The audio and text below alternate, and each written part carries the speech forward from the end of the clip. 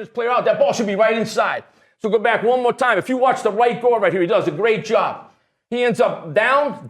He ends up picking the linebacker he's supposed to get. That ball should be right there. Hey, friends. Welcome into TexAgs Rewind, presented by Specs here in the Rollo Insurance Studio. I've got the Fan Show guys in the house. Gentlemen, your favorite part of the show, Brownie. Oh, Coach Turner. That guy is so good. And then get to see him live in studio for a little bit. Yep. That was fun. Turner's fantastic. OB did a good job today on a pretty cool sponsored segment, but he ran down the Heisman.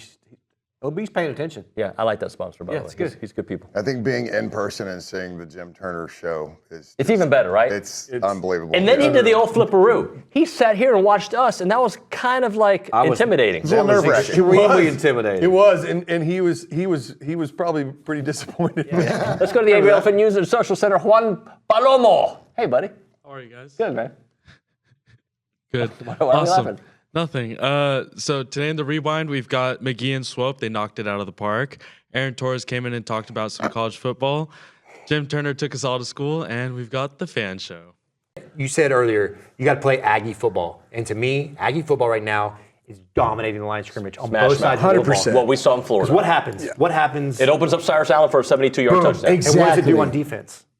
Oh, it masks the back end. Yeah. You're getting pressure on a quarterback. It's amazing the difference. It's not just getting sacks. It's when you're around his feet. If they can feel that He's uncomfortable. right here, that affects throws more than people know. That sucks as a quarterback. Like you're sitting back there, you're like, I feel this. What is that? And you're like, and you don't make a normal throw, and all of a sudden it's here, and a guy's able to get back into play, or it's back here, and a guy drops it. So if you don't win the line of scrimmage in the weeks to come in the SEC, we're going to get run over. So you got to run the football. That's going to be a big test early. Can we run the football early? But do we all agree that's an area that we feel much better than we felt in the last 3 years? True. But to Swope's point is, right now, my confidence in our run game is not necessarily just the offensive line. I think it's more so that Marcel will be able to pull the ball if they're diving on our back in the zone read games and get explosive plays, right? Mm-hmm. That's different. If you just said, hey, we're going to hand the ball off and be successful early in football games,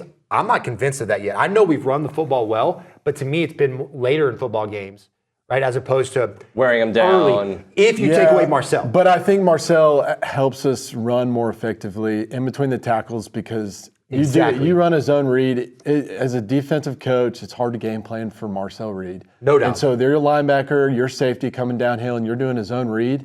You're telling me that defender on the end is thinking that he's going to hand the ball off, or if he's kind of staying on his toes, holding back, making sure Marcel doesn't keep the ball and take off for 50. That's a hard. Worst job. That creates a problem. You know the worst job on the field? So on the zone read, that end, whenever he dives down and takes it back, it's going to be a pull. But they've had this safety coming down the box. And guess who his responsibility is? Marcel. But guess what? He's got Marcel in about a 20-yard wide box. Right. That's a bad feeling as a defender, bro. And we've seen You're on an island, man. So let me ask Florida, you we saw it. We saw it last week. It creates problems. And I think he gives us a good chance to win. But that's my point is that problem is what allows this run game to be better than what I think it actually is. So when you look at Arkansas, like what do you see about them? Because I feel like they're better than they've been because they're not going to be at the bottom of the SEC. I don't know if they're a legit contender like they hope to be after if they beat A&M, which I don't think they will, but if they beat A&M. By the way, this game is not a guarantee in my mind. I think it's whoever establishes the line of scrimmage, and I think A&M is better at doing that. Well, yeah, no, that's the key. That's the X factor. And I think if you pay attention, I know you and your audience have been, as the season has gone on, I think they've tried to take more and more off of Talon Green's throwing shoulder and put it more and more on his legs and Jaquinta Jackson. And so you look at Arkansas, listen, it's Sam Pittman's, wildest dream here is, top 15 run defense. They run the football really well. Jaquinta Jackson and Talon Green are both in the top 10 in the SEC in rushing. But I think you also see is if you keep Talon Green in the pocket, now he can throw a 70-yard bomb like he did against Auburn to break open that game. But I think, we're now a quarter of the way through the season, or third of the way through the season. I think he's like a 52, 53% completion percentage guy. So I don't think I'm telling you anything that everyone hasn't told you guys all week, but you keep him in the pocket. I think that's where good things happen. And I do think, again, to your point, it starts by controlling the line of scrimmage. Bama, Georgia, this game here, Look, Georgia's got a tough schedule, and we've talked about that before the season, during the season. It's a tough schedule. Bama, I don't know what I believe about them yet, and it's weird because there's part of me that still thinks through the Nick Saban lens, and also Kalen DeBoer's a darn good coach, right? But we're about to find out a lot about them, and maybe that's unfair because it is Georgia, but we're about to learn. Well, and that's absolutely true. I think we're going to learn a lot about Georgia too. I mean, listen, Georgia, I don't think we really had a chance to talk about it because there was so much else going on that week. Georgia probably should have lost that Kentucky game. I mean, they got outgained. Carson Beck had 162 yards passing. They couldn't run the ball. Listen, all the analytics guys will tell you it was the right decision by Mark Stoops. We know analytics don't take context into the situation. Mark Stoops shouldn't have punted that football. And so I only bring it up because Georgia did not look great in that Kentucky game. By the way, first half, Clemson was going toe-to-toe with them. So they basically, if you take out an FCS opponent, they've played one good half of football. I think we're going to learn a lot about both teams. I think the cool thing about this 12-team playoff era is a loss doesn't preclude either of them from, contending late. I just haven't seen that special from Georgia. Now, I know I just said that about LSU, but Georgia's special, I think, is a little bit of a higher level than LSU's is. But, this was the preseason #1 team in the country. They were my pick to win the national championship. I thought they would come in with a chip off their shoulder off of last year, how things ended. Just doesn't feel like that has happened so far. All right, let's go to the clips real quick, right? Okay, and I'll come back to that in a minute.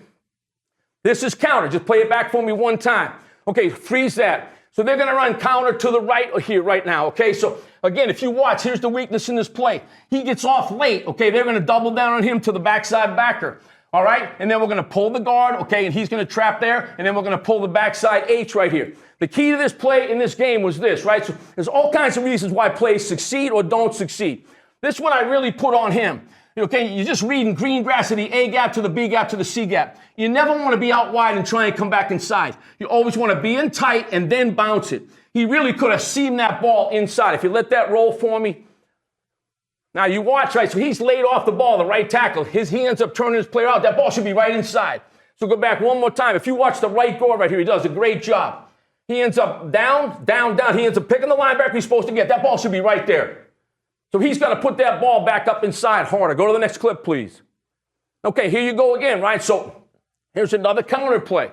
So again, we're going to block this play. We're going to run counter to the left. This motion player is going to block him. Somebody has to block this player.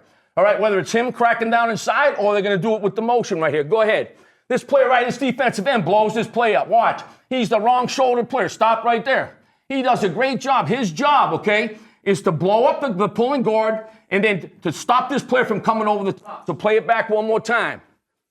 All right, so watch what he does. He blows up the guard, and then he obstructs the tight end from getting around it. He obstructs it, and there's your tackler over the top. Tackler over the top. Go back one more time for me. And just freeze that right there for me. So this technique right here for him. Okay, so watch the left tackle. So I'm playing left tackle right now. So one of the things we teach a left tackle is this. You know, if you're one-on-one with a linebacker, right, it's impossible for you to block him, okay, if your footwork isn't right. So right now, he turns and runs this way. The linebacker's going to come over the top. He knows that because of the pullers, which means now he pushes the 3 down inside. He has to turn that big body all the way back here to get him. He can't do it. So that's why a lot of coaches teach the gallop, that you gallop down inside and you push it inside, and now you're in great position when the backer comes over the top to block him. I want you to watch that player right here. Okay, miss that linebacker right here. He turns and runs. Linebacker's over the top. He can't get back to him. He can't get back to him. There's the spilled player. Good defensive play by Bowling Green. This could be the quote-unquote turning point of the season. You lose this game, I think we kind of know it's going to be 7-5, 8-4 kind of year. You win this game, now you're like, okay, hold on. I know Arkansas isn't, but you're 4-1. You got Missouri coming in, who will be a top 10 team off a bye week, by the way, which isn't cool. And like all these things that we thought were potentially possible are on the table. You lose this game, you go back, I don't know, man. It's next year, Nuno, right? Am I right? Yeah, 100%. Yeah. 100%. That's correct. Yes, because if you lose this game, this is one that it's one of those deals you look at the beginning of the season as fans. Now I know the team doesn't do this. I hope they don't. I hope they're taking it one game at a time like they're supposed to. But we go and okay, this is a circle for a W, right? This is one of the ones. This isn't one of the question mark games. This is one that we as fans go, okay, this one we should win. And if you don't, then things really kind of especially for our fan base. Right. That's when it's to the Cliffs time. God help us all if the team is watching the fan show, by the way. Coach Turner's over there watching us like, these guys are idiots. And the host is the worst. No, but if you go and win this game, you're 4-1, and you know what? More importantly, you're 2-0 in conference, right? So you're 2-0 in conference, and then you start looking ahead. You go, all right, well, you have Missouri, but there's question marks with Missouri that maybe we didn't think that were there a couple weeks ago, right? No, it's maybe Missouri isn't this massive juggernaut that they kind of looked like to start the season. And again, you lose this game, you're like, crap, Missouri's next, right? Because that's just and stay off the boards completely if we lose. But this is a great springboard as well, though. This is the opportunity where, all right, man, we've won 2 SEC games, and neither of them been at Kyle, right? So we went to the Swamp and won, and now we beat Arkansas in what has basically been the Wild West of a football game for the last decade. Yep. You know, when it was on campus, it wasn't close, but every time in Jerry's world, it's pretty much insane. And so you get out of that, and you're like, all right, well, now we've got some momentum. We're 2-0 in conference. We've got Missouri. We've got a great opportunity in Missouri because we took care of the business thus far in conference. And, you beat Arkansas 2-0 in conference. All of a sudden, that Notre Dame loss is really kind of in the rear view a good bit. You lose to Arkansas, and now you're like, crap. The good teams we played, we've lost to. So it's. Hunter, anything you want to add to that? No, but I feel we, for this Arkansas game, we've been in better position than we have in the past few years. Right, both the lines I think are better than Arkansas. A little thin, getting thin there, but not on defense. No. So I feel good about it. Just dominate the lines, right? Dominate the lines. All right, let's allow Juan Palomo to tell the people what to do. Hey, howdy, Aggs. Let's like, subscribe, comment, and share, and make sure to turn on the notification bell so you see the next video. Nice. And hug everyone you love. We'll see you next time.